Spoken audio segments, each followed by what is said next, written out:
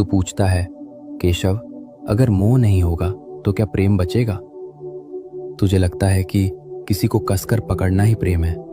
तुझे लगता है कि खोने का डर ही प्रेम का सबूत है।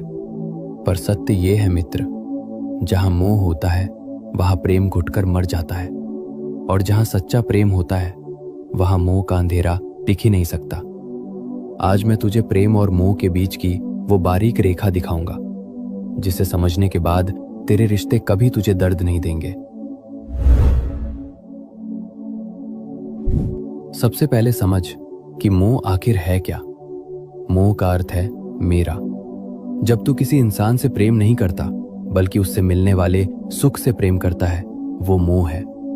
मोह कहता है, तू मेरे हिसाब से चल ताकि मुझे खुशी मिले। तू बदल मत, तू दूर मत जा, तू सिर्फ मेरा है। मोह एक जंजीर है मित्र, और याद रख, जंजीर चाहे लोहे की हो या सोने की, वो कैद ही करती है।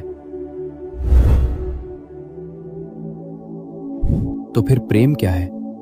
मोह मांगता है, तुझसे मुझे खुशी चाहिए। प्रेम देता है, मैं तेरी खुशी में खुश हूं। मोह एक भिखारी है जो हमेशा डरता है कि मेरा क्या होगा। प्रेम एक राजा है जो कहता है, तू जहां भी रहे बस खिलता रहे। जब तू फूल को पसंद करता है तो तू उसे तोड़कर जेब में रख लेता है और वो मर जाता है। पर जब तू फूल से प्रेम करता है तो तू उसे पानी देता है और उसे पेड़ पर ही रहने देता है। पूछ अपने आप से, तू तोड़ना चाहता है या खिलाना चाहता है?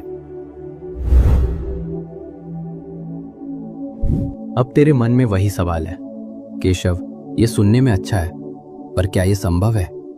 अगर मेरा बेटा, मेरी पत्नी या मेरा प्रिय मुझसे दूर जाए तो क्या मुझे दुख नहीं होगा? दुख होगा मित्र, शरीर के स्तर पर पीड़ा होगी, पर मोह मुक्त होने का मतलब पत्थर दिल होना नहीं है। मोह मुक्त होने का मतलब है सच्चाई को स्वीकार करना।